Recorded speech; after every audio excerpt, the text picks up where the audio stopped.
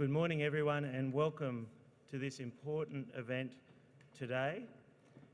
Global perspectives on improving energy management through ESCO programs. There is a simultaneous translation in Russian, so please, if you don't have one of these, you will find them out the front. My name is Patrick Crittenden from Sustainable Business in Australia, and I've been working in the organisation of this event with others who you will hear from in a moment. But I very much welcome you and thank you to those people. We sent a survey and you also have a survey with you today, and we would like you to complete this if you haven't already. For those of you who sent it already, thank you very much. It was very kindly and very much appreciated.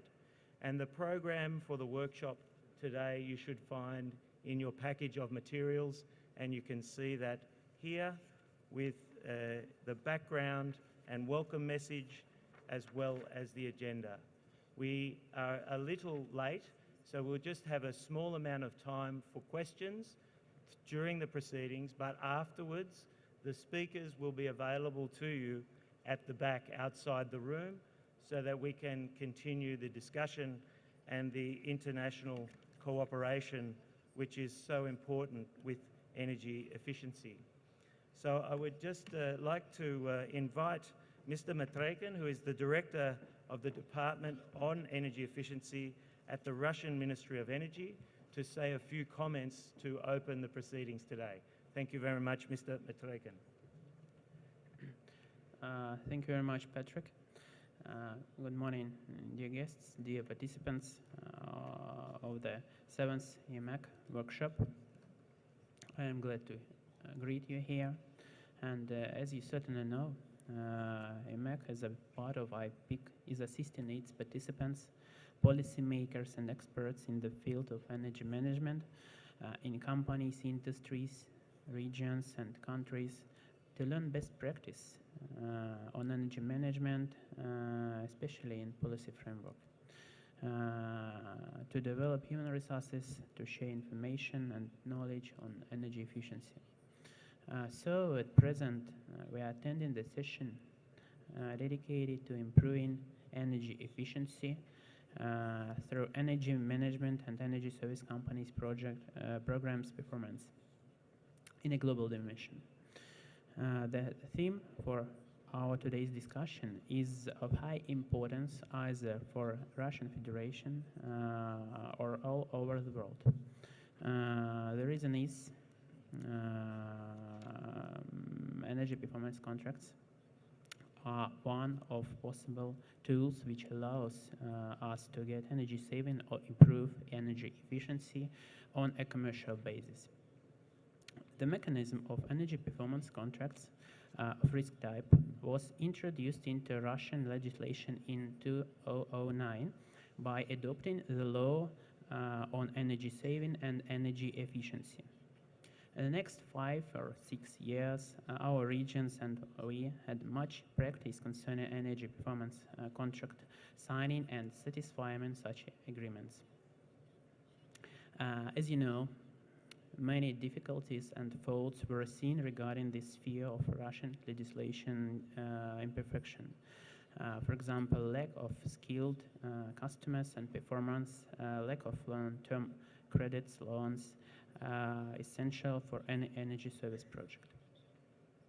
At the end of November 2013, at the Second International Energy Efficiency Forum, ENES, we had the Presidium of President Council for Economic Modernization and Innovative Development of Russian Federation, headed by Russian Prime Minister Mr. Dmitry Medvedev. The elaboration of roadmap of government regulation improvement in this sphere was one of the orders of the Prime Minister. So in 2014, our work resulted in energy service regulation map approved by Vice Prime Minister of Russian Federation, Mr. Arkady Dvorkovich.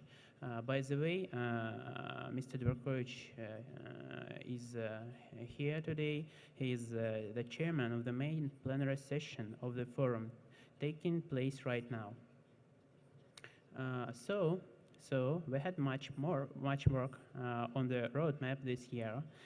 We certainly will have a lot to do concerning the roadmap next year. For instance, we have to prepare recommendations for state-financed organization on budget planning for energy performance contract payment. We have to make amendments to the government decree 636 energy performance contracts and essential requirements, aimed to clarify the ways of reach savings determining and paying. And we have to improve several national standards concerning energy efficiency and energy resources. And we also have to upgrade the state information system in the sphere of energy saving and energy efficiency improvement, for sharing information on climate conditions and other factors influencing energy consumption in different regions of our country, and so on. I suppose those difficulties we have faced are similar to the obstacles many other countries has been bound to overcome. And thus our foreign colleagues' experience in the field of ESCO programs carrying out is worthwhile for us and highly appreciated to be shared. About next 2 hours, we'll listen to the best international and Russian experts on energy efficiency and ESCO programs performance. And I sincerely hope it will help us to improve our legislation and to develop Russian energy service market. So I wish you good luck and good work today. Thank you very much. Thank you very much, Mr. Matrekin, and it's such a privilege to be here. As you said, this is a great opportunity to share knowledge and learning from a variety of different countries. But of course, the foundation for this is to further explore and understand, help us to understand the various great initiatives that you have been taking here in Russia. And so we will ask Mr. Konev from the Russian Energy Agency to really set the scene for us by talking about Russian energy efficiency policy, achievements, challenges and opportunities. So please welcome Mr. Konev. Добрый день, уважаемые коллеги. Я благодарю и очень рад возможности выступить на столь представительном и профессиональном встрече сегодняшней. И я больше буду говорить, собственно, о подходах к реализации государственной энергетической политики, потому что формирование – это как раз компетенция Министерства энергетики, который сегодня нас представляет здесь Александр Николаевич Метрикин. Я несколько слов скажу о Российском энергетическом агентстве Минэнерго России. Это подведомственная организация, и основная ее задача – это, собственно, и есть обеспечение практической деятельности по реализации государственной политики, повышения энергоэффективности и энергосбережения. Российское энергетическое агентство работает в нескольких направлениях. Основными из них являются это обеспечение инновационного развития топливно-энергетического комплекса, это обеспечение перехода отраслей энергетики на наилучшие доступные технологии, это создание государственной информационной системы топливно-энергетического комплекса, которая должна стать основой, собственно, информационного аналитического обеспечения и развития, прогнозирования и развития топливно-энергетического комплекса. И одним из, я считаю, важных направлений является это направление по содействию внедрения в энергетических компаниях, на промышленных предприятиях системы энергетического менеджмента в соответствии с требованиями международного стандарта по системе энергоменеджмента ISO 50001. Хочу сказать, что мы для себя давно поняли, что обойтись только внедрением технологий – это недостаточно. Если люди не включены в этот процесс, не мотивированы четко не понимают, каких целей и каким образом можно достичь, то система, если ее можно назвать системой, она не достигает той эффективности, которую могла бы достичь. Поэтому мы, понимая, что ISO 50001 является, собственно, сосредоточением лучшей практики и лучшего мирового опыта, мы считаем его одним из важных инструментов достижения показателей энергоэффективности, которые перед нами, собственно, стоят. Поэтому я хотел бы несколько слов сказать о том, что уже сделано в Российской Федерации, какие сложности у нас есть, какие мы видим направления сотрудничества, в том числе международного, и, собственно, как мы видим организацию работ по данному направлению. Как известно, международный стандарт 50001 был принят в 2011 году. Уже в 2012 году в Российской Федерации был принят аутентичный национальный стандарт ISO 50001. И далее в развитии и детализации требований международного и национального стандарта по энергетическому менеджменту по поручению Министерства энергетики России Российское энергетическое агентство разработало методологию внедрения стандарта, типовой стандарт, который мы предложили для использования предприятиям как энергетики, так и промышленности, а также пакет типовых документов. И, собственно, вот эти документы, они легли в основу той деятельности, которую осуществляли и осуществляют российские предприятия по внедрению системы энергетического менеджмента.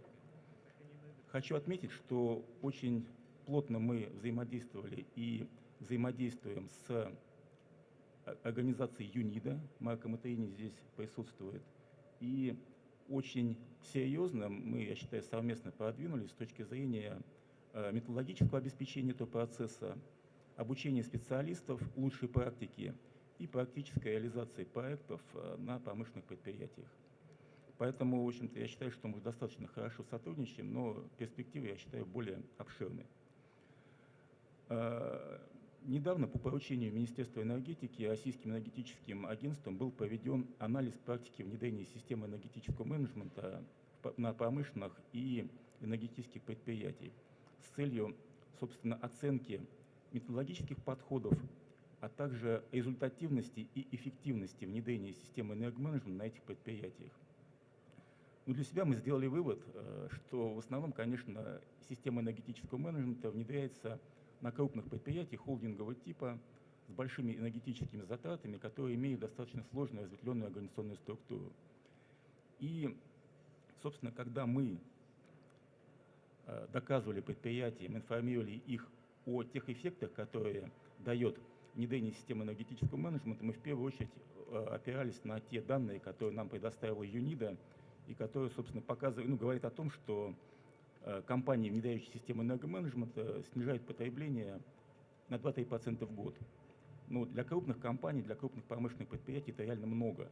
И если такую оценку делать, то внедрение системы энергоменеджмента должно окупаться уже, на следующий год, через год после ее внедрения. Поэтому нам было очень интересно, что происходит у нас и какие у нас показатели получают компании, внедрившие систему энергоменеджмента как таковую, не без учета технологических мероприятий. И наши исследования, сделанные по поручению Министерства энергетики, показали, что у 30% компаний, внедривших систему энергетического менеджмента, снижение доли затрат на энергетические ресурсы составило более 5%, а у 70% от 2,5% до 5%. То есть тот международный опыт, та практика, которая существует, она находит подтверждение у нас, и поэтому мы считаем, что внедрение системы энергетического менеджмента именно как организационно-управленческое мероприятие очень эффективно, не требует очень много, капиталовложений и при этом дает серьезный эффект. Это первое. И второе, внедрение системы энергетического менеджмента, она создает основу для внедрения уже технологических мероприятий. Оно активно включает персонал в эту деятельность, вовлекает руководство и создает, собственно, организационные инструменты для системного обеспечения деятельности, направленной на энергоэффективность и энергосбережение. Значит, что касается барьеров, препятствующих широкому внедрению системы энергетического менеджмента. То есть первое, что мы считали бы, это низкий уровень осведомленности об эффективности внедрения системы энергоменеджмента среди руководства и персонала организации. Второе – это недостаточность информации о лучшей практике и методологии разработки и внедрения системы энергоменеджмента. Следующее я бы отметил – это отсутствие действенных мер стимулирования и поддержки системы энергетического менеджмента. И то, с чем мы столкнулись, да, это отсутствие утвержденной методологии оценки эффектов от внедрения системы энергетического менеджмента на основе 50001. Потому что первый вопрос, который задает руководство компании, которое ориентировано на повышение экономической операционной эффективности, сколько это будет стоить и что мы от этого будем иметь, каков будет экономический эффект. Поэтому я считаю, что очень важно такую методологию все-таки утвердить. То есть есть проекты такой методологии. Я считаю, что вынести ее надо на обсуждение профессионального заинтересованного сообщества и придать ей соответствующий статус для того, чтобы компании могли уже на этапе принятия решения внедрять либо не внедрять систему энергетического менеджмента опираться на уже утвержденный и согласованный документ. Отсюда вытекают видения, что было бы неплохо изменить в существующем законодательстве. Да, и не хочу может быть, кого-то пугать, так сказать, и выглядеть, так сказать, ну, может быть, не совсем, скажем, учитывающим прошлый опыт и существующую действительность, да, но тем не менее я считал бы, что в нашем основном законе, касающемся повышения энергоэффективности и энергосбережения, должна быть норма об обязательности внедрения системы энергетического менеджмента для ряда крупных потребителей. Такая норма есть в других государствах. Понятно, что для того, чтобы к этой норме перейти, нужно провести громадную работу по подготовке к этому. Должны быть обучены люди, должны быть те компании, которые компетентны и ответственно могут внедрить систему энергетического менеджмента. Но тем не менее, я считаю, что где-нибудь с года 18-19 такая норма могла бы быть введена как обязательно для отдельных категорий крупных потребителей, а это время, которое я назвал, которое у нас еще осталось бы, именно провести комплекс работ по подготовке к осуществлению этой меры. Дальше я сказал точно совершенно, нам нужна методология оценки экономической эффективности внедрения системы энергетического менеджмента, а также других малозатратных организационных мероприятий. Нужны меры поддержки для предприятий, которые систему внедрили и показали положительную динамику. И то, что я считаю важным, и то, что мы стараемся делать, в том числе с сегодняшнего мероприятия, это информирование заинтересованных организаций именно об эффективности и методологии внедрения системы энергетического менеджмента. Значит, и то, что касается направления возможного сотрудничества с вами, с другими зарубежными организациями, которые работают в этом же направлении. То есть я считаю, что хорошая практика, это подтвердило наше сотрудничество с ЮНИДО, это проведение совместных обучающих семинаров с представлением лучшей практики, да, повышение энергоэффективности на энергетических и промышленных предприятиях. Это обмен опытом в области стимулирования и поддержки мероприятий по повышению энергоэффективности. Это обмен информацией о конкретных примерах внедрения системы энергетического менеджмента с подтверждением, собственно, эффективности от внедрения системы энергоменеджмента. И это реализация совместных проектов на российских энергетических и промышленных предприятиях. На этом спасибо, готовы к сотрудничеству и будем рады любым предложениям по, так скажем, совершенствованию деятельности в этом направлении. Спасибо.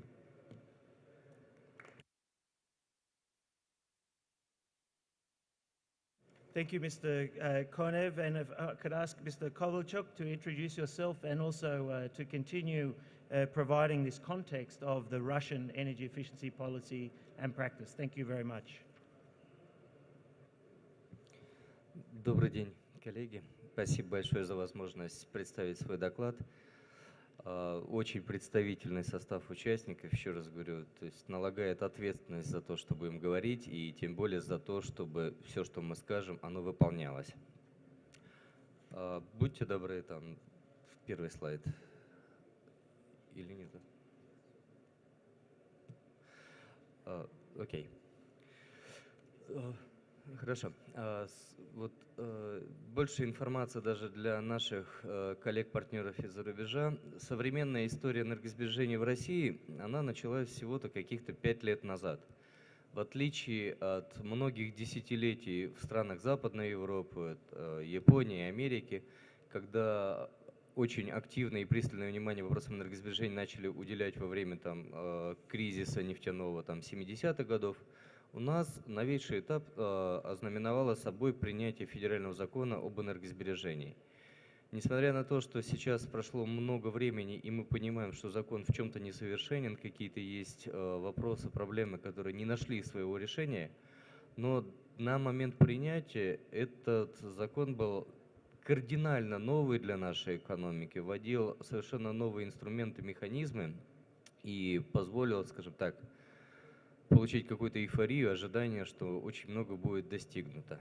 Тем не менее, за последние 5 лет мы практически сформировали основной массив нормативной базы, инструментарии, механизмы, отработали пилоты, кейсы, модели и фактически подтвердили практикой, что все те инструменты, на которые мы рассчитывали, прежде всего это инструменты внебюджетного финансирования, энергосервисные контракты, инструменты поддержки проектов по энергосбережению, они заработали. Вместе с тем, в силу объективных причин, у нас в последний год, 2015 год, он ознаменовал себя тем, что произошло такое достаточно серьезная минимизация бюджетных усилий по финансированию энергосбережения на федеральном уровне, на региональном уровне. То есть если все предыдущие 5 лет у нас в основным драйвером энергосбережения было государство, и основные ресурсы, которые вкладывались в энергосбережение, это были именно средства федерального и региональных бюджетов, то сегодня акцент очень существенно сдвинулся в сторону внебюджетного финансирования. Будьте добры, следующий слайд. И подводя итоги опыта 5 лет, можно сказать, что нормативную базу мы в целом завершили. Накоплен положительный и отрицательный опыт всего того, что можно было сделать. Самое главное, что, на мой взгляд, гораздо большую ценность имеет отрицательный опыт. Было огромное количество проблем, вплоть до каких-то рисков, несостоявшихся проектов, сорванных проектов. Но тем не менее, каждая из таких проблем, она не стала барьером, она стала, наоборот, ступенькой для развития дальше. И что самое главное произошло, на мой взгляд, самый главный результат 5 прошедших лет, то, что у нас состоялось энергосбережение именно как бизнес. То есть появились совершенно самостоятельные субъекты рынка, появились игроки, которые научились зарабатывать на энергосбережении. То есть это фактически превратилось в некое такое экономическое действие, которое имело своих заинтересантов. А все мы знаем, что когда у любого процесса есть интересант, то этот процесс будет жить. Он умирает только тогда, когда всем становится совершенно без разницы по отношению к нему. И опять же можно сказать, что подведены итоги и определены барьеры нулевого шага внебюджетного финансирования. Несмотря на то, что у нас до сих пор имеют место трудности, и очень часто в дискуссиях звучит, что банки не дают деньги в энергосбережение, что сложно привлечь в такого рода проекты деньги, тем не менее все финансовые институты уже всерьез рассматривают этот процесс именно с точки зрения коммерциализации и выделения финансирования. Ну и понятно, что самый главный тезис, который здесь можно сказать, что в нынешней ситуации, в нынешних условиях экономической, мировой конъюнктуры, другого варианта, кроме как повышать энергетическую эффективность нашей экономики, у нас просто сегодня нет. Будьте добры. Следующий слайд. Спасибо.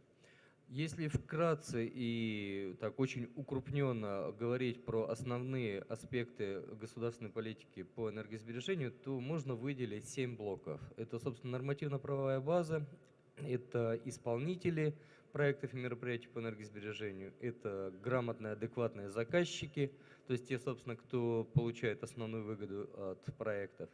Информационное методологическое обеспечение. У нас, к сожалению, до сих пор очень большой уровень банальной бытовой неграмотности в отношении аспектов энергосбережения.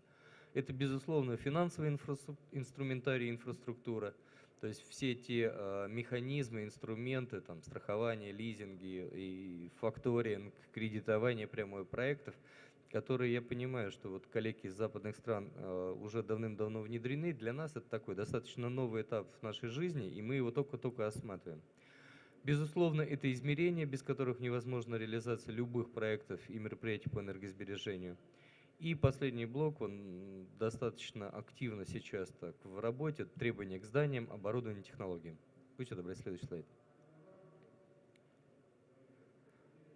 Назад. Я очень вкратце пройдусь по тем моментам, которые в настоящее время у нас происходят по каждому из этих блоков. Нормативно-правовая база. Несмотря на то, что в целом нормативная база, нормативное поле сформировано, у нас в настоящее время в работе происходит достаточно несколько таких законодательных и правовых инициатив, которые позволят, скажем так, завершить периметр регулирования энергосбережения. И следующий год, я надеюсь, он уже у нас будет, ну, вообще следующая перспектива, она у нас будет посвящена не совершенствованию нормативной базы, а совершенствованию правоприменения. Потому что, как у нас в стране всегда происходит, там обязательность закона компенсируется необязательность его исполнения. Я очень надеюсь, что в отношении энергосбережения ситуация будет немножко другой, и мы как раз вот за счет именно совершенствования правоприменительной практики сможем выйти на уровень, когда энергоэффективность станет не просто лозунгом, а императивом, который будет все принимать действия. Из ближайшего того, что нам предстоит. Нам предстоит внести изменения в целый ряд документов правительства и федерального закона, которые нам позволят, во-первых, осуществлять переуступку прав и требований и обязанностей по энергосервисному контракту. Это нам позволит фактически вовлечь в контур энергосбережения дополнительные инструменты рефинансирования проектов за счет того, что инициаторы смогут переуступать, продавать. Для нас, для России, этот инструмент пока в нове, и я надеюсь, что это позволит существенным образом стимулировать именно приток капитала в эту сферу. Также целый ряд документов, которые могут быть показаться, скажем так, не очень актуальными для иностранных коллег, но для России они более чем значимы. Это возможность учитывать экономию при модернизации источников генерации и перехода с одного вида топлива на другой. Это учет экономии там, в различных пропорциях, в том числе при недостижении заданных показателей. Отдельно большой блок изменений готовится. Это вопрос изменений в жилищное законодательство, направленный на совершенствование механизмов и процедур заключения энергосервисных контрактов в жилом секторе для многоквартирных домов. У нас есть достаточно такая значимая, существенная проблема, когда государство субсидирует или предоставляет льготы значительной части населения, и в случае реализации проектов по схеме энергосервисного контракта эта категория населения, она как бы выпадает из экономической логики, и получается, что нарушается мотивация жителей к реализации таких проектов. Получается, что чем больше экономически эффективный становится дом, тем жители, население меньше получают льгот и, наоборот, получается не заинтересованы. Но это такие нюансы, которые необходимо устранять. Я вот коллеги, которые там представляют нашу страну, я больше так пытаюсь объяснить для коллег иностранных, поэтому многие вещи вы наверняка знаете. Я прошу заранее за то, что вот, может быть, излишне детально буду какие-то вещи объяснять. Вот.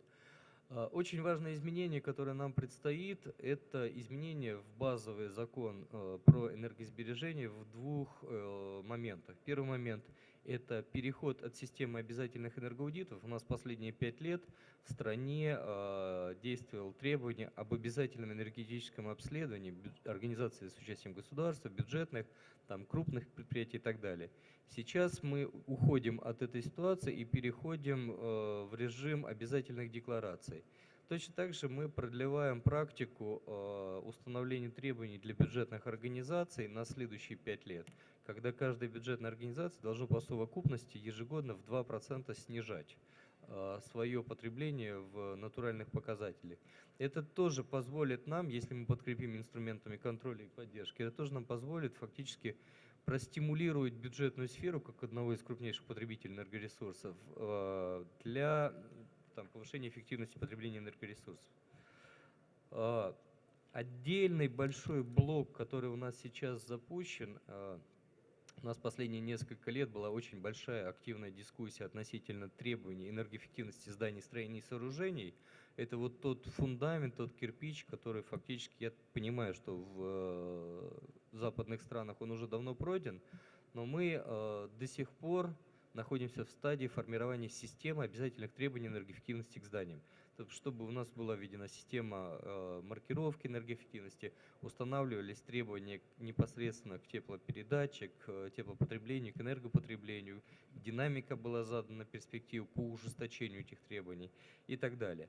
И вот буквально недавно, 2 недели назад, правительство Российской Федерации дало поручение о том, что нужно к марту следующего года сделать дорожную карту. Дорожная карта – это план действий, план мероприятий, которые были бы направлены на устранение барьеров информационных, правовых, регуляторных, технических, именно на всех циклах жизненного цикла зданий. То есть на этапе проектирования, на этапе строительства, на этапе эксплуатации и на этапе, собственно, капитального ремонта. Фактически к марту мы должны выйти на такой сформированный, формализованный комплекс мер в этой части, который установит логику движения, обязательные шаги, сроки, ответственность, и это позволит наконец-то выйти на финишную прямую и в этой части, именно в отношении зданий. Я прошу прощения, можно на слайд назад?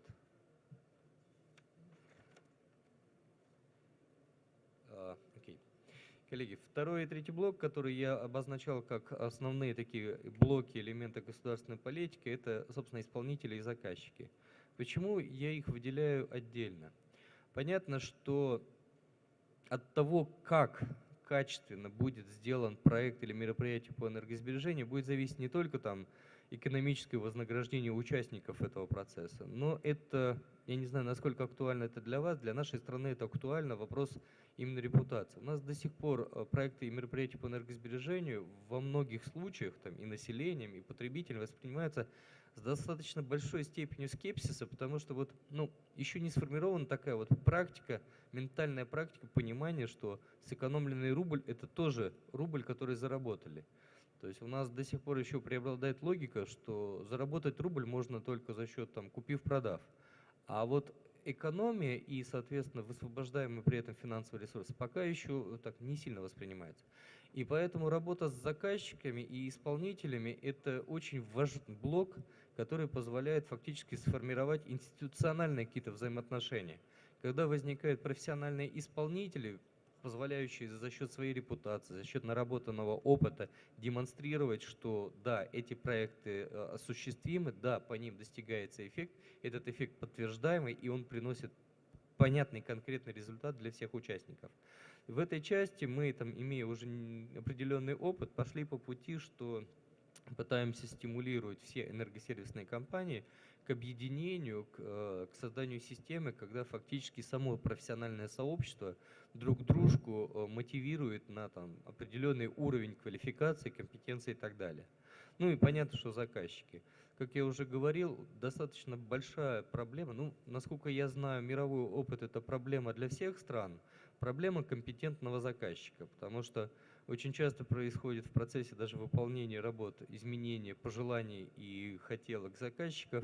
Очень часто заказчики, а это все представители, это представители и бюджетной сферы, и госкомпаний, и органов власти, и коммерческих предприятий, привлекая исполнителей к проектам и мероприятиям по энергосбережению, зачастую ожидают совсем не то, о чем они заявляют в желании. Поэтому мы, как органы исполнительной власти, как всячески стимулируем, скажем так, работу по просвещению именно заказчиков. Сейчас активная работа ведется с целым рядом регионов по формированию системы такого тотального камерального анализа всего того, что у них происходит, и, соответственно, подготовки проектов. Запущена достаточно большая работа по проработке проектов и мероприятий для совмещения капитального ремонта многоквартирных домов с проектами и мероприятиями по энергосбережению. Я не знаю, знакомы вы с системой капитального ремонта, но если вкратце, то у нас государством принято, что все жители должны формировать через определенные институты фонда капитального ремонта финансовый ресурс, который дома, которые подходят к своей стадии износа, они проходят капитальный ремонт, фактически за счет взносов жителей. И в данном случае применение схем энергосервиса позволяет, во-первых, снизить затраты на эти мероприятия, во-вторых, повысить непосредственно потом эксплуатационную эффективность всех этих зданий. И достаточно большая работа запущена по целому ряду федеральных органов исполнительной власти, в первую очередь, естественно, бюджетной направленности. Это Минздрав, Миноборнауки и так далее. Ну, я так понимаю, на других круглых столах про это будут более подробно рассказывать, поэтому, если будет желание, там, посетите, пожалуйста. Следующий слайд. Информационное обеспечение и финансовый инструментарий. Нельзя сказать, что это самые важные блоки, потому что каждый из 7 обозначенных блоков имеет свою ценность, свою значимость и свою роль. Но вот лично мое просто экспертное мнение, не как чиновника, а именно как эксперта, показывает, что если мы не будем постоянно информировать, рассказывать, объяснять всему кругу там, вокруг людей о том, что такое энергосбережение, что такое энергоэффективность и так далее, то все остальные шаги, они там, ну, фактически нивелируются просто за счет того, что никому это не нужно, никто это не понимает. Поэтому как за счет общественных организаций, той же самой энергосервисной ассоциации, как за счет федеральных министерств, там, аналитического центра при правительстве Российской Федерации, нами организована работа по разработке и изданию соответствующих бюллетеней по энергосбережению. Одним из очень важных моментов, который, вот, к сожалению, выплыл, что называется, путем набития шишек, у нас оказалось, что подавляющее большинство проблем непосредственно в практике, они связаны не с несовершенством законов или постановлений, а с неурегулированностью или недоразъясненностью ситуации. И мы сейчас запустили вот с коллегами из федеральных министерств достаточно такой устойчивый поток, когда формируется некая там постоянная проблема для всех. Ой, коллеги, прошу прощения, я могу долго рассказывать. Вот. И федеральные органы исполнительной власти, соответственно, готовят разъяснения, которые не носят правовой характер, но при этом как бы позволяют урегулировать ситуацию. Соответственно, про финансовый инструментарий инфраструктуры я говорил. Факторинговые механизмы мы уже включаем, скорее всего, в ближайшие пару месяцев. И сейчас идет проработка по возможности совмещения энергосберегающих мероприятий с лизинговыми, там, предоставление государственных гарантий и так далее. Следующий слайд.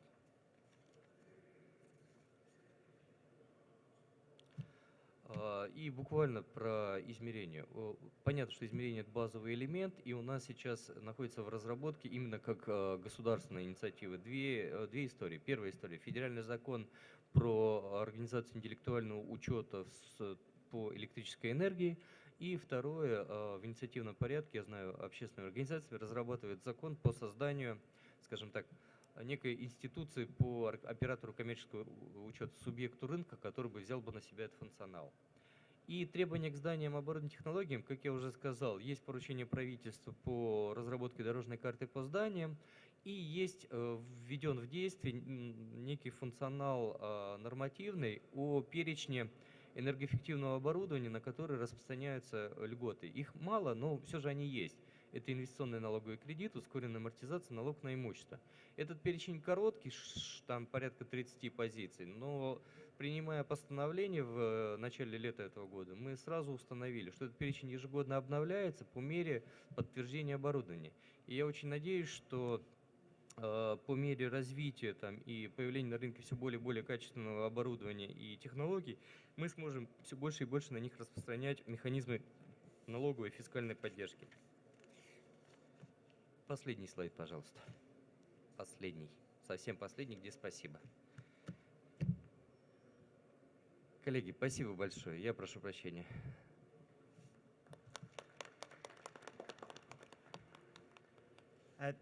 Thank you very much, Mr. Kavalchuk. It's very comprehensive, the work that you're doing here in Russia. So we understand that it's a long story because you have many different measures. So now we'll move into talking about some international measures. I will be speaking about what we've been doing in Australia. Then we have Dr. Marco Mattaini to talk about what the work that UNIDO has been doing and also the IPEEC and the Energy Management Working Group. Then the case of Japan from Mr. Tetsuya Maika, who will be talking about the Japanese experience. And Ms. Zhao Ming wasn't able to come here today, but she has prepared some slides and some audio that you can listen to later. All of the presentations will be available on the website, and we will have limited time to discuss them with you in this forum, but as speakers, we will be out the at the front of this venue so you can discuss with us some of the points that we raise. Now let me just start talking about the Australian perspective for a moment. So I'll bring up the slides if I may. But we bring up the slides for the Australian case, which, thank you very much. And I want to put this into context. Of course, there is much to talk about, but I will just pick up on some key points. And I think the point that I will be coming back to was one in particular made by Mr. Kovalchuk about the importance of raising awareness, of explaining the benefits to stakeholders. Because when we look at the companies who are doing energy management well, who are successful, we see that they don't only deliver energy savings, they don't only save on costs of energy, but they deliver other benefits, improving their operating processes, productivity, safety. There are many other benefits which makes it important to focus on energy efficiency. So in my presentation today, I'll quickly give you some context, talk about the conditions that support energy efficiency improvement in Australia, and then put the ESCO opportunity in context and share some lessons learned and recommendations, with great humility, of course, because you have much experience here in Russia and around the world. So I hope it will be useful for you. So Australia, you can see here the breakdown in terms of our energy consumption is 8,844 petajoules. It's much from oil and coal. Our renewable sector is growing, and we're the 19th largest global consumer. Although we're not consuming as much as here in Russia and other countries around the world, electricity prices have doubled over 5 years, and we are looking at significant increases in gas prices as on the East Coast we begin to export. So we have a lot of energy in Australia, but because we are paying export market prices, it is very important for us to look closely at our energy efficiency. And here we look at energy consumption by sector, just to highlight the importance of the industrial sector. Certainly transport is large, manufacturing and so on is also quite large. And of recent times, we've been particularly focused on looking at gas use as well as electricity use. We have great potential to improve energy productivity in Australia. That is the dollar per gross domestic product per megajoule of primary energy. You see, if we just kept doing what we're doing some good things. We can improve our energy productivity. But if we do things better with good policies and good capacity building and so on, we can almost double our energy productivity. This is very important. This is an economic opportunity well beyond just the energy savings, but it's also about reducing greenhouse gas emissions and sharing learning right across the economy. I'll talk briefly about one particular initiative. I believe here in Russia you're looking to introduce a mandatory scheme. In 2006 we introduced this Energy Efficiency Opportunities Act, which required the largest energy users to undertake energy efficiency assessments and to report publicly on the outcomes from those assessments. Both aspects are important. Understanding what the opportunities are is important so that you can act on those opportunities. The public reporting was important to raise the level of awareness up to the senior management and the board and to the public. So there is public pressure to say, why is this business not doing more than it could? And for those that are doing well, to say, hey, this is not just an energy efficient business. This is a well-managed business. This is a proxy for good business management. In the first 5 years, there are opportunities of over 164 petajoules. Annual net financial benefits of those savings that were implemented were over 800 million and also was contributing 1.5% to Australia's total emissions. I want to put this in the carbon reduction context because we did introduce a carbon price in Australia just for 1 year, and it's since been taken back, but maybe in the future it will be introduced again. Energy efficiency, of course, is positive. You can reduce greenhouse gas emissions at a net positive. And here you see for different industry sectors, for example, in manufacturing, rather than paying a carbon price from the business, energy efficiency is delivering on average $60 in their pocket for these energy efficiency benefits. So really energy efficiency first as an initiative is very important. Some lessons learned just quickly here, and I know these will be picked up by the other speakers, but energy auditing, those assessments, they need to be team-based. We found that the successful businesses didn't just have one engineer disconnected from the rest of the business, but it was an engineer talking, communicating, working across all the divisions and up to senior management. Very important. And comprehensive energy management systems. We didn't require the ISO 50001, which you'll hear about, but we did require that companies put in place good data management systems, good communication from management and policies about the importance of energy efficiency. So this is important. Energy champions are critical. If there is one thing that I've seen in the successful businesses, the contribution to success of a very passionate, skilled, great communicator, someone who can take on that champion role to really drive energy efficiency forward. We learnt that it has taken time to develop the knowledge, skills and capability within organisations and in the energy services sector to get results. So energy efficiency, as we're hearing here in Russia and from other countries, certainly in Australia, we're continuing to build capability and expertise. It doesn't just happen in 5 years or 10 years, it's something we are continuing to develop. And of course, at the most important aspect of this is actually implementing projects. And I'll move on to this in a moment, but different factors can influence this in the organisations in Australia. Their appetite for risk, their understanding and knowledge of the technical opportunities. Of course, the payback period, the financial aspects makes a difference. The requirements to actually spend capital. But this last one is particularly critical because we have found, even with good projects that are cost effective, that are low risk, sometimes if it's not a strategic priority at the site or at the corporate level, it may still not go ahead. So this takes me back to talking about the energy champions have been very successful in communicating energy efficiency, the benefits of saving energy, increasing productivity. This is a strategic priority and a benefit for the whole organisation, which is very important.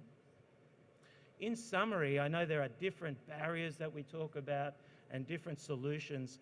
From my work and research and work with the Australian Government's Energy Efficiency Opportunities Program in an evaluation of that, it's really, here's one way of summing up the integrated policy approach that is essential.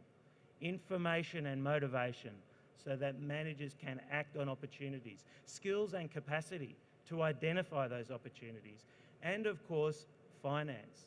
But it's the red dot in the middle. We've found that you need all of these three things to be integrated at the policy level in terms of the policies, and it's great to hear the comprehensive policies you have in place here in Russia, at the policy level and within the organisation, so that there's an integrated approach.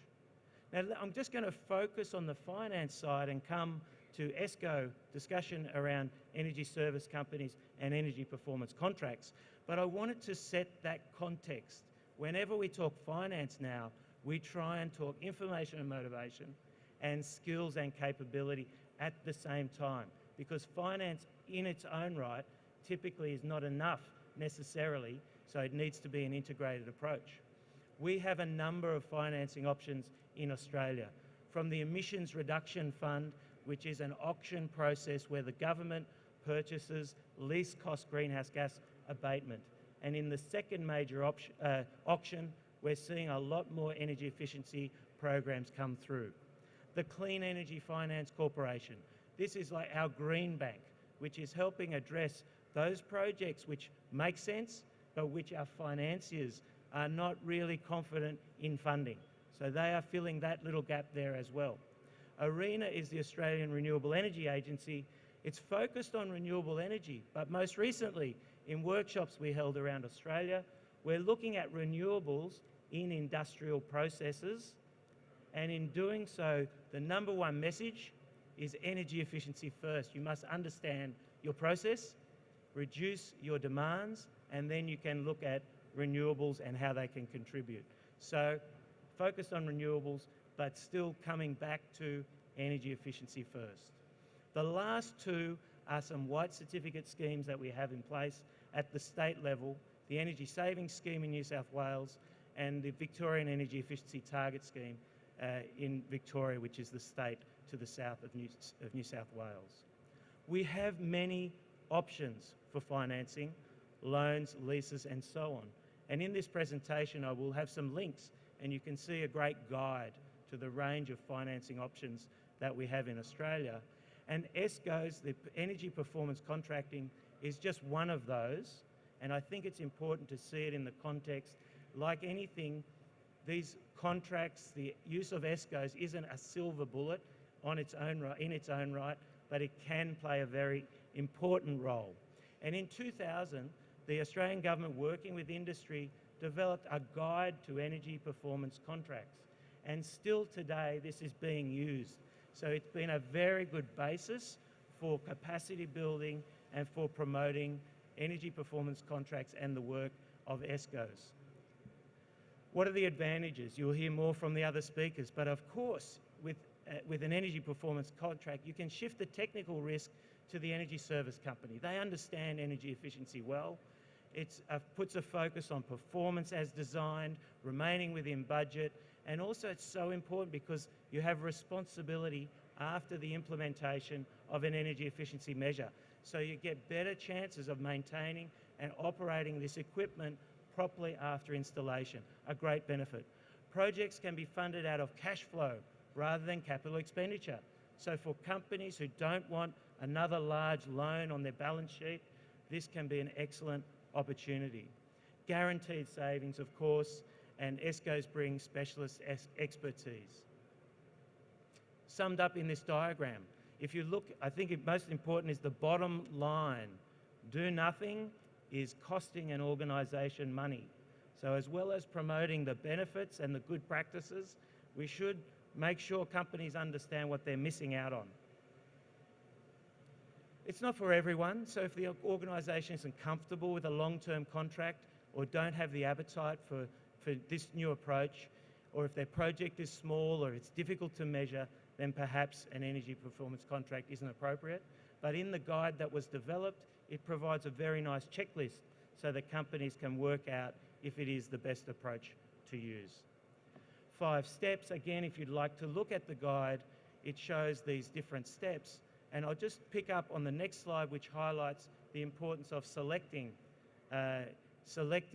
your energy service company. And one important role that the government can play is in sharing projects and helping people understand the experience of the ESCOs themselves. So promoting them to the market is an important role for government.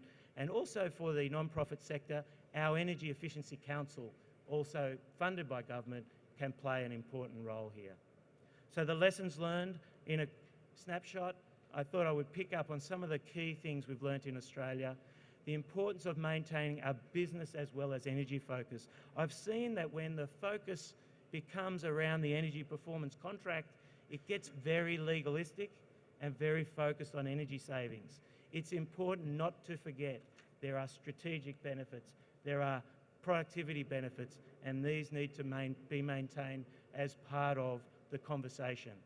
The second point there, support collaboration. As we are collaborating at an international level, it's important for government can help as those contracts are being developed, as they become very legalistic, to actually open it up and support partnering processes and co-design, getting together the organisations and the ESCOs and actually helping them get towards joint solutions that they can work on together. The third one is about standardisation and encouraging that. So the guide that I mentioned has standard contracts, saves time and effort, builds understanding and confidence. And also standardisation around measurement and verification methodologies. It's great to see the International Performance Measurement and Verification Protocol growing its interest around the world. Certainly in Australia we have done this and it's a really good basis as we build capability to measure savings. And finally, to finish, we have heard the importance of skills, providing training opportunities on contractual arrangements as well as the technical side, on measurement and verification techniques. And it's important to educate not just the end users, not just the ESCOs themselves, but the financiers, so that they understand the great opportunity that ESCOs and energy performance contracts can present in driving benefits for business, benefits in terms of reducing greenhouse gas emissions, and ultimately it's about productivity, innovation and creativity for our economy as we drive things forward. So thank you very much.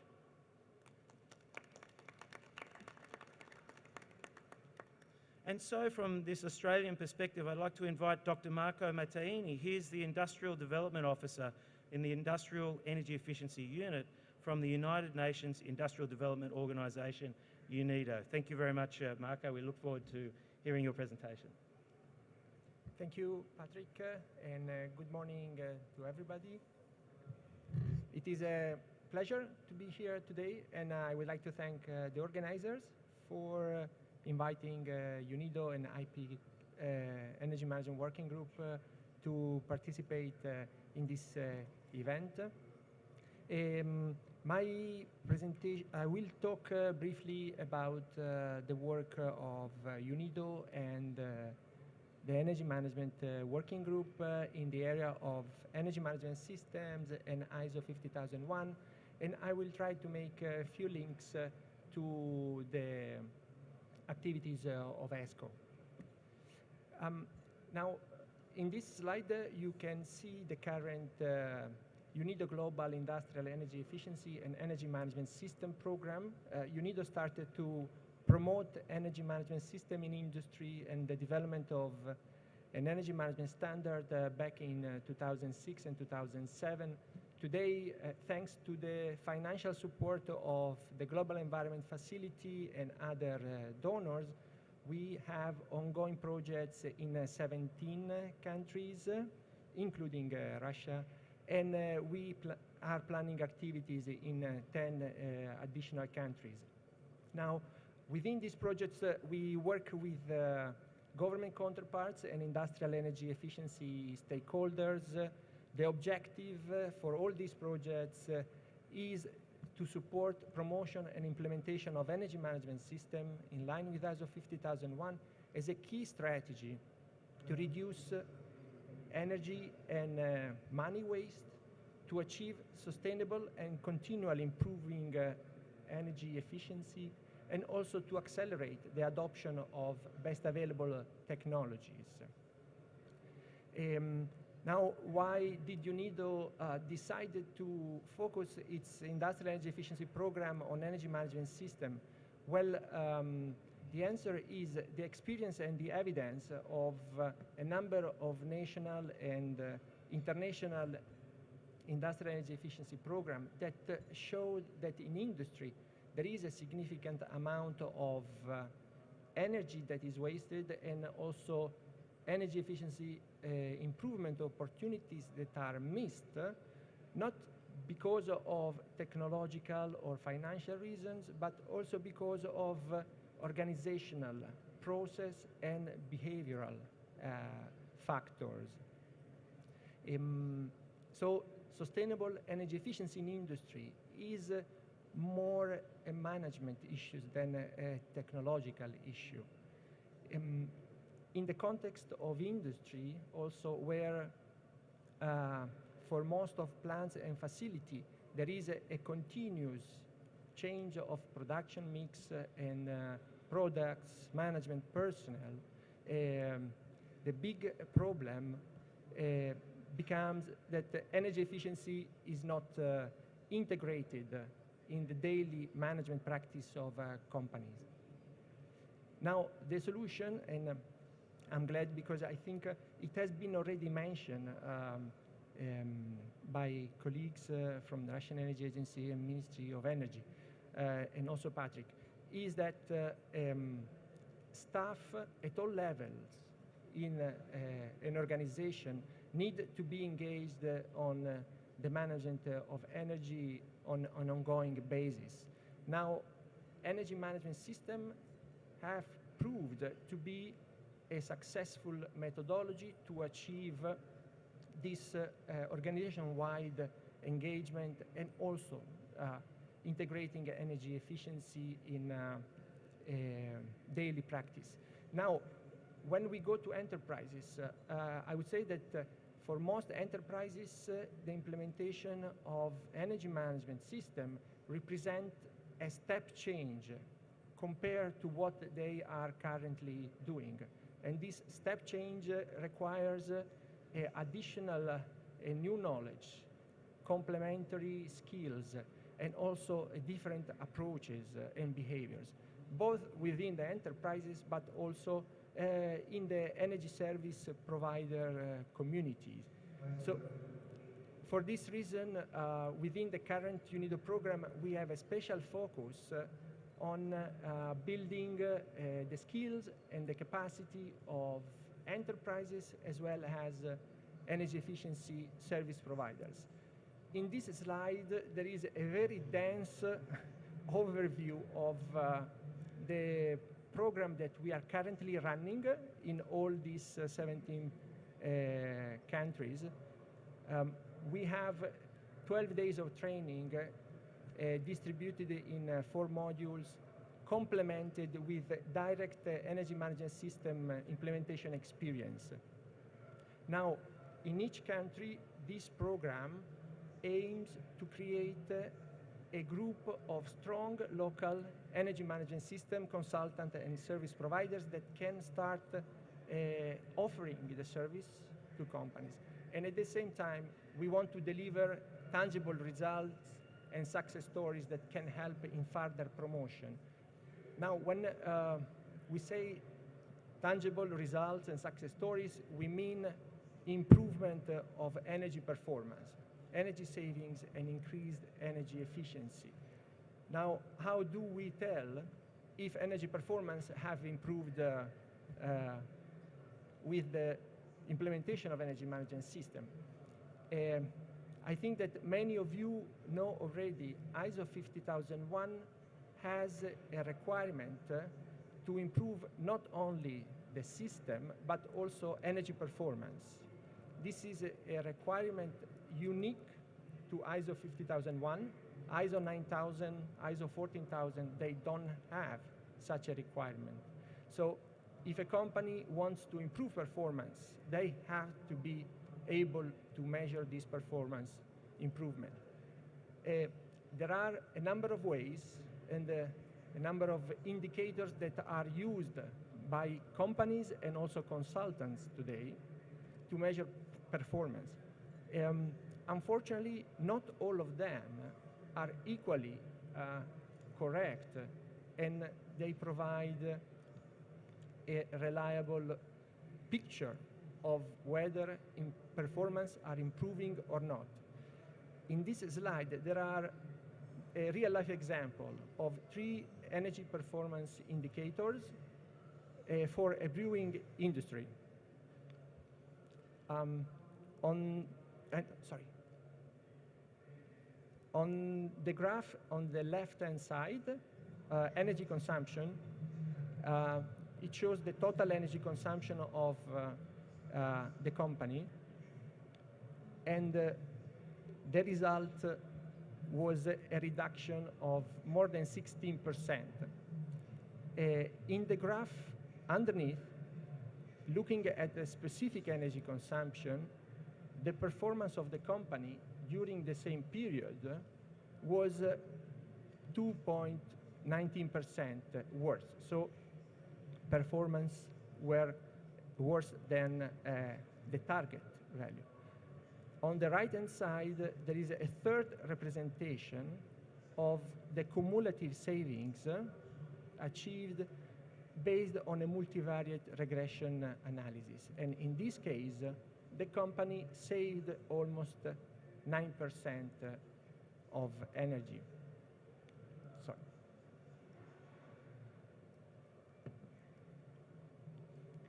Now, in the case of this company, during the analyzed period, energy consumption reduced, but also production reduced.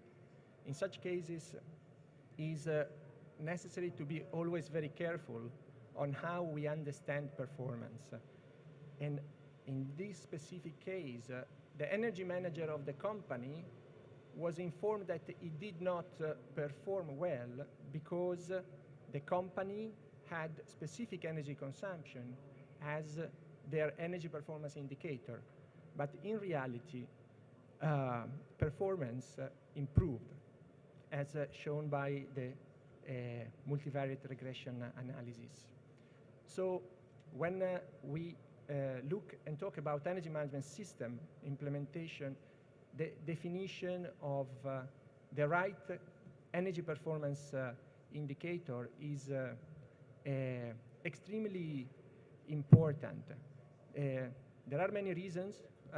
Two that I think are important to mention is that with the right indicators, companies can better monitor consumption, control their operation, and they can save a significant amount of energy at no cost. The second benefit is that they are able to better measure the impact of energy management system implementation, and they're able to measure also the impact of interventions like training, organizational measures, and behavioral change. So considering that,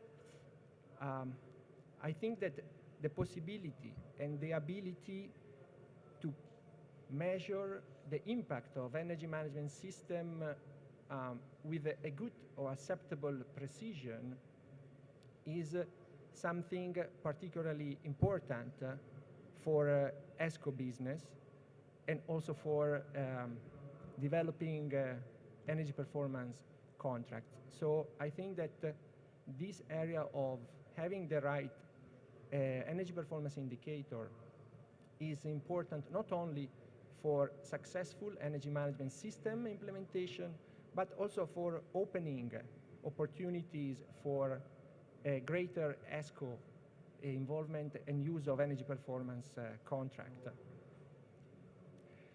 I think that I'm running short of time.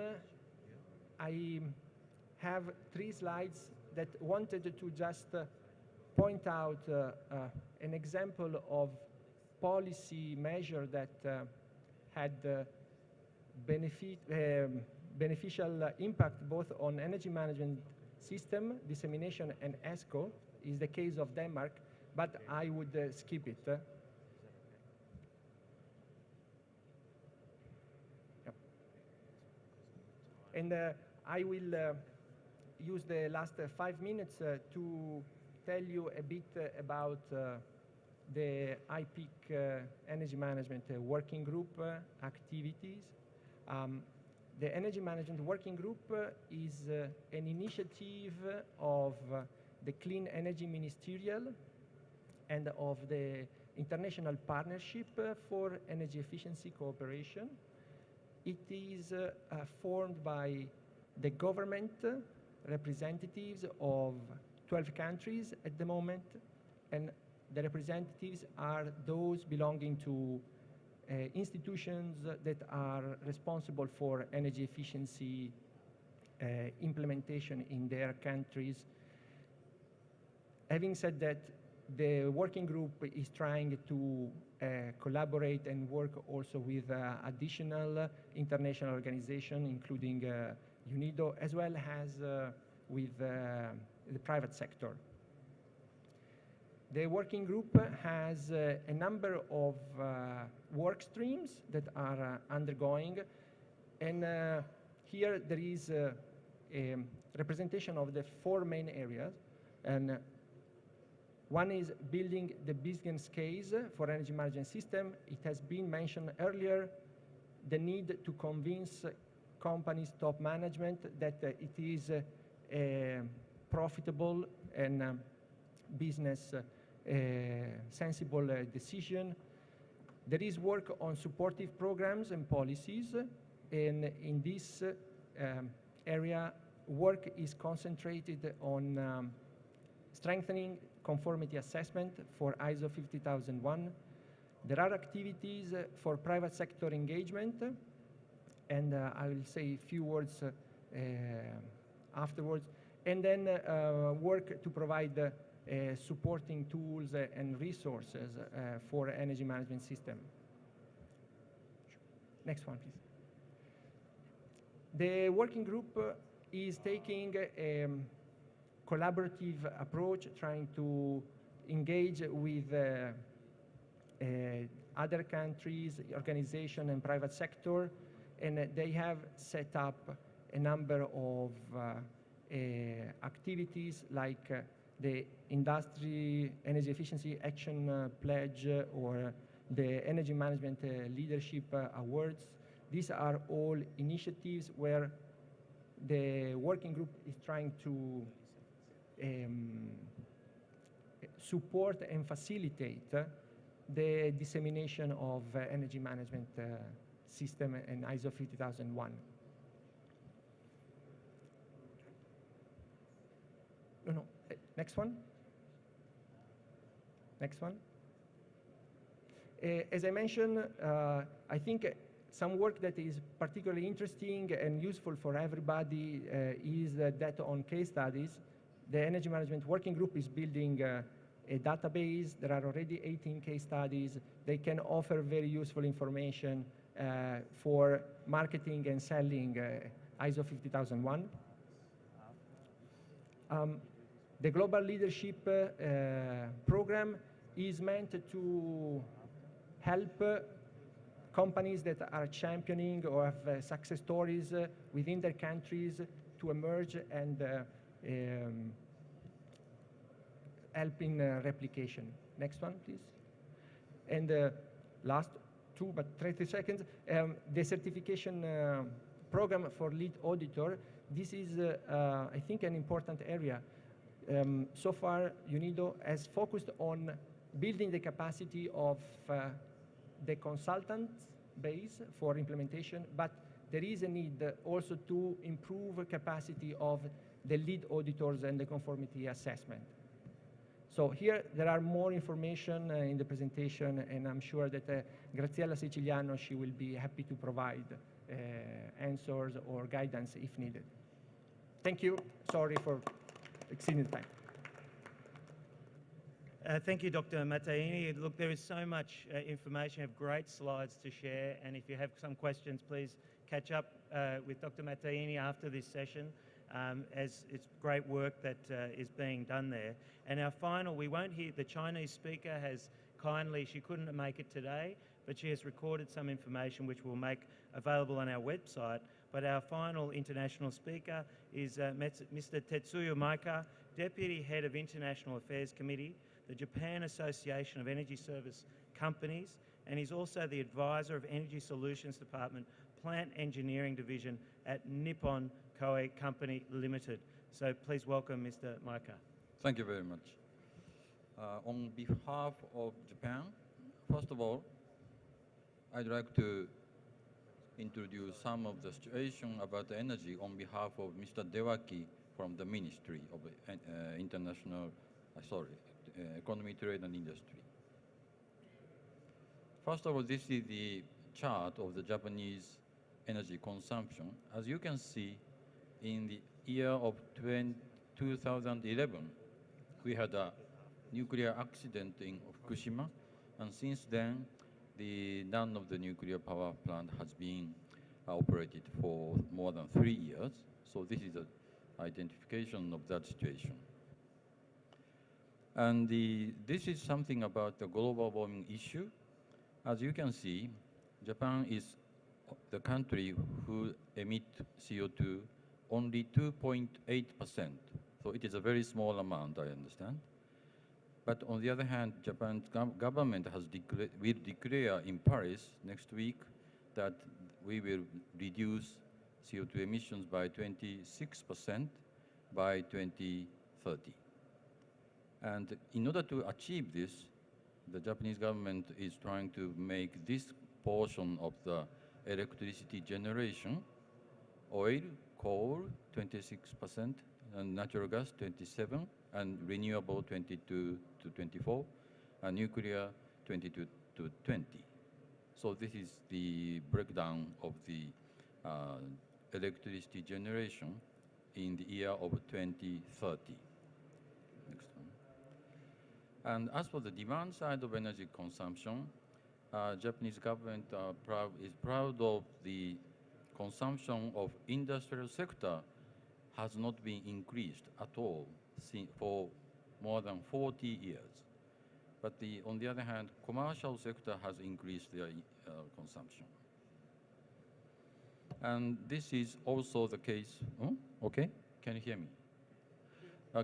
The case of the reduction of energy consumption. Japan has been reducing its consumption for over 40%, and as a result, the unit consumption of energy per GDP is 1.0, as you can see. And on the other hand, here in Russia, it is about 7.7. The IEA statistics shows the figures of the energy consumption per GDP. So, under this understanding, I'd like to explain you about the national policy about energy management. First of all, the Japanese energy conservation law. This law covers 4 parts of energy consumption, or energy consuming sectors. One is factories and buildings. Another one is transportation. And third one is buildings, structure, or insulation. And finally, machineries or some of the manufactured product. And today, I'd like to introduce the topic about energy management. So I'm sorry this is so detailed, but the point is that manufacturers have to report to the government about their energy consumption once a month. The next one is they have to appoint energy manager on site. The third one is they have to submit medium and long-term energy plan to improve their energy efficiency. And fourth one is they have to reduce their energy consumption by 1% per year. It is a unit consumption. So these 4 items are the main part of Japanese energy management schemes. And this is also very detailed slide, I'm sorry. But under this regulation, at the moment, more than 90%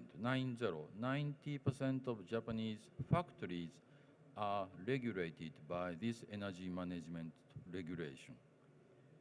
And only 10% of smaller factories are not covered by this regulation, but more than 90% are already covered by this regulation. And as for the commercial sector or building sector, about 40% of this sector is covered by this regulation. This regulation means, as I mentioned before, they have to appoint energy manager and they have to submit energy consumption data, and they have to reduce almost 1% per year, that kind of things. Next one, please. And next one, please. And now, I'd like to talk to you about ESCO industry in Japan. I think many of the audiences here know much about ESCO. There are 2 major characteristics of ESCO. One is ESCO guarantees energy efficiency performance. So we call ESCO or performance contracting. And another one is investment cost is provided by ESCOs and service fee is covered from the saving of the energy cost, which is called pay from the savings. So as you can see from the chart, The left-hand side is energy cost before ESCO, and right-hand side is energy cost with ESCO service. So the orange bar means reduction of energy cost by ESCO service. And in many cases, this amount of energy reduction will be guaranteed by ESCOs, which is called performance contracting. And as for the payment, you can see ESCO service fee is covered from the reduction of energy cost. And the customer will keep a certain amount of profit. This is a major concept of ESCOs. So if you compare ESCO concept with the ordinary conventional renovation, this is the left-hand side shows ordinary one, which is payback years. So in this case, maybe 3 years is three payback years in this project. And if we introduce ESCO scheme for the same amount of saved energy cost, ESCO service will provide, in this case, 5 years of ESCO service contract. So this is the difference between the ordinary conventional renovation and ESCO service. And about the history of Japanese ESCO industry, we have imported this concept from the United States in 1996, and in 1999, JAESCO, Japan Association of Energy Service Companies, has established. And these are some of the background of active ESCOs in Japan. At the moment, there are almost 80 companies in Japan Association of ESCOs, but not so many of the active ESCO, active companies are working in that association. But I can point out some of the background of active ESCO in Japan. One is electric power companies, and another one is gas companies. Both are kind of utilities. And another one is manufacturers and construction companies and leasing companies. They have their own division of ESCO, or they have their subsidiary companies who takes care of ESCOs. And this is also a small one, but the government of Japan has been promoting ESCOs by some of the programs of supporting programs by themselves. I will discuss this later. So let me introduce some of the recent trend of Japanese ESCOs industry. One is downsizing. So there are not so many of the improvement of the performance by the ESCO industry in Japan. But still, the local government keeps procuring ESCOs for their buildings. And as for the subsidy from the government, Japanese government are very much interested in subsidizing many of the energy efficiency project, but not exclusively for ESCOs. It is a kind of subsidy, not only for ESCOs, but also for other industries. And in the year of 2007, Japanese government introduced the new law for the governmental procurement. They have decided to procure a lot of ESCO projects, but unfortunately, at the moment, none of the central government buildings has been adopting ESCO services because they do not like ESCOs, maybe. And the Energy Conservation Center providing free energy audit services, which has both sides of its effect for ESCOs. And as I mentioned before, I came from the Japan Association of Energy Service Companies, which was established in 1999, and now we have almost 80 companies.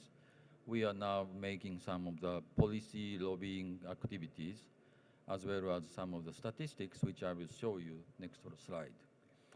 These are the amount of contract of billion yen, maybe, of the ESCO's contract, it is all very much fluctuating. And this is some of the measures for the commercial sector. Most of them are heat pumps or for inverters or something like that. And next one is next one is the energy efficiency measures for industrial sectors when the ESCO was adopted. Many of the cogeneration has been adopted in this sector. And finally, I will introduce some of the examples of the Japanese practical ESCOs. This is the Yokohama municipality introduced 3 buildings of their own as one contract of ESCOs. Another one is a typical Japanese office buildings or municipality or commercial office buildings, which is very big. And next one, this is one of the local government of Tokyo introduced 15 buildings in one contract of ESCOs, which is very unique. And this is a commercial or shopping center or department store in Tokyo and Kyoto. And this is a university or hospital or museums. So various kind of buildings has been a kind of customers for ESCO companies. And finally, this is the energy center. It is a very small size of district heating and cooling schemes for the local university's hospital in suburbs of Tokyo, where the chilled water and steams are supplied from the energy center to the hospitals. And finally, I have just 1 minute. I'd like to suggest something to Russian members. One is for the policy makers and regulators. I think it is very important to introduce regulations, to report to the government, and to appoint an energy manager on site is one of the measures. And not only the regulation, but also incentives are also very important, subsidy or award. And at the same time, to give private energy, to grow energy efficient industry is also important. And maybe you should learn a lot from the overseas experiences. And as for the energy users, maybe CEOs or head of factories can play an important role. And maybe it is very important for this kind of people to have a chance to discuss with energy managers once a month or something. And finally, persons in charge of energy on site, they are very much, they have a lot of influence in their facilities. So they should recognize that they need measurement to control the facilities.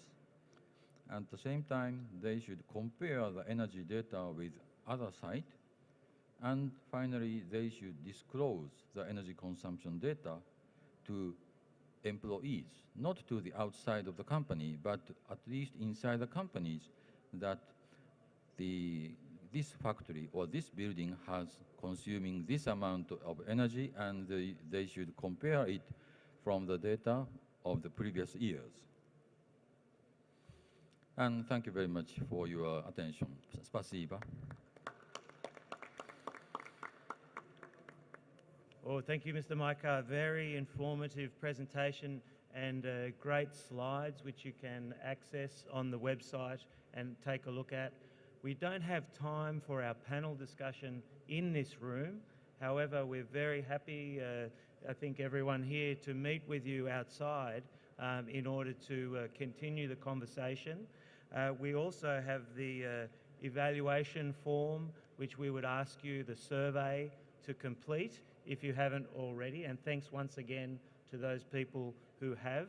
But also, if you have a question, you can also send an email to us, and we would be more than happy to coordinate the response. I now call on Mr. Masayuki Dewaki to just to make some closing remarks in a moment for this excellent forum today. Yes, or take some questions? Do you want some questions? Or? No. Oh, okay. Okay, please, if you would like to make your closing remarks. Yes. Здравствуйте, ladies and gentlemen. My name is Dewaki from the Energy Conservation and New Energy Department of the Ministry of the Economy, Trade and Industry in Japan. We are very pleased to successfully hold the EMAK 7th workshop here in Moscow with the warm support of the government of Russia and our respectable speakers. And I would also like to particularly show appreciation on behalf of the Japanese government to Mr. Mitrakin, Ms. Olga, Mr. Patrick, and the ENES organizers for your great support.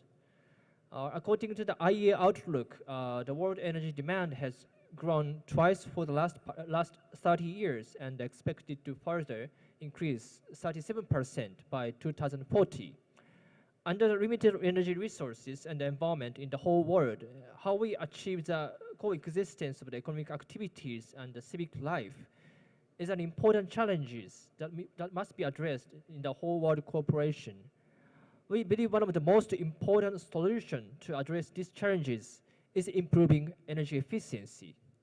As Mr. Patrick mentioned, energy efficiency is the first place to be addressed. Energy efficiency helps drive economic productivities, strengthen the energy securities, create employment, and deliver positive environment outcomes, while also helping to cut costs for businesses and households. There are already so many good experiences and best practices in policies and measures or private sector initiatives. However, these good examples or experiences are still not widely shared or recognized. This is why we promote the activities of EMAK in order to interface among stakeholders for sharing the best practices of energy efficiency policies and programs. In the context of the energy productivities, Russia has a great potential and opportunity, and also as presented by the government of Russia today, the Russian government has a strong concerns and carry out a lot of measures. The government leadership is always important in this field. So the market creation on energy efficiency through the comprehensive policy frameworks of regulations and incentives is the role of the government, as well as the private sector initiatives. So I hope that today's workshop is a significant insightful for you and leads to your next steps of your energy efficiency actions. And I would like to close my closing remarks. Spasiba. Thank you very much. Thank you. Thank you very much, Mr. Dewaki. And if I could ask, please, for a final round of applause for all of the speakers, and thank you very much for coming. And that concludes this actual forum, but Mr. Mitrakin has some important activities to proceed with. Okay, dear colleagues, thank you for coming. Thank you for participation. And let me see some words in Russian, because we are going to give some gifts for the winners of the second Russian contests on energy efficiency projects. Соответственно, я попросил у коллег разрешения говорить на русском, потому что буду награждать российских участников второго всероссийского конкурса реализованных проектов в области энергосбережения, повышения энергоэффективности и развития энергетики. Это не займет много времени, но тем не менее я все-таки скажу, да, что конкурс проводится, исходя из названия, да, по второй раз. Он имеет также и международную номинацию, но мы будем награждать наших зарубежных коллег позже. Второй год этот конкурс становится общероссийским проектом по пропаганде энергосбережения. Мы организуем региональные туры, вовлекаем региональные органы исполнительной власти, организуем интернет-голосование. В этом году в интернет-голосовании приняло участие более 400 тысяч уникальных пользователей, то есть не повторяющихся. От имени Министерства энергетики я выражаю признательность всем участникам конкурса, всем коллегам, которые помогали нам в регионах, и, безусловно, выражаю признательность и благодарность участникам сегодняшней встречи, сегодняшнего заседания EMAK за то, что они сегодня здесь присутствуют и помогают мне вручить награды нашим уважаемым российским коллегам. Итак, сейчас я попытаюсь все-таки наградить наших коллег из субъектов Российской Федерации по 2 номинациям. Я надеюсь, что те, кто сегодня присутствует, они будут подходить ко мне, и я им с удовольствием вручу соответствующую награду. Первая номинация – это лучший проект по энергосбережению и повышению эффективности тепличного хозяйства. Да? Первое место занял Грозненский государственный технический университет Миллионщикова, Чеченская республика. Коллеги смогли сегодня приехать? Но, судя по всему, нет. Второе место тепличный комбинат Майский, Республика Татарстан. Они у нас здесь сегодня? Наверное, все пошли на пленарку, на пленарное заседание, где председательствует вице-премьер. Я вполне их понимаю. Я бы, наверное, тоже принял там участие, но у меня сегодня более важная миссия быть сегодня здесь с вами, и мне это очень приятно. Итак, и третье место в этой номинации, коллеги из АО Тепличного, Свердловская область. Есть кто-нибудь? Есть? Подходите, пожалуйста.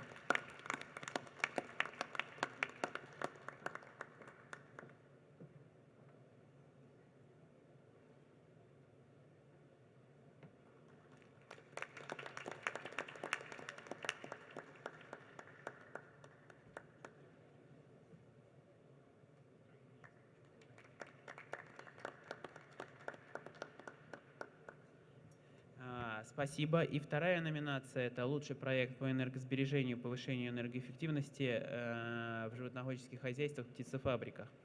Здесь тоже 3 места. Первое место ООО «НСИА», Краснодарский край. Есть коллеги здесь на месте? Нет? Или тоже на пленарной сессии? Второе место ООО «Комплексные системы утилизации», Оренбург.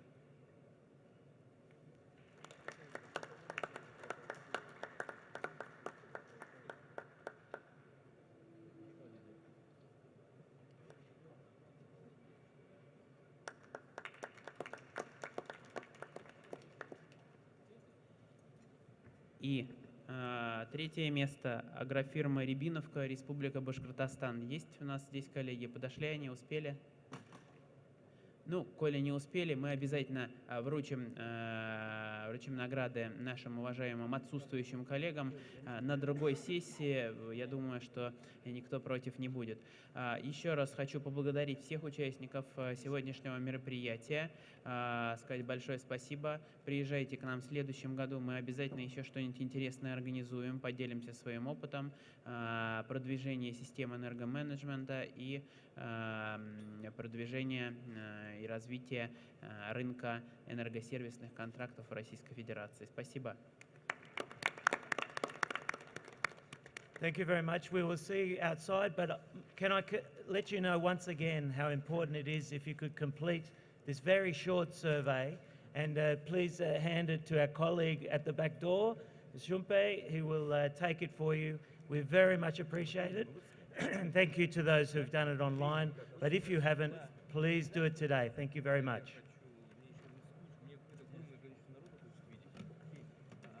Слушай, есть время сейчас с тобой прощаться?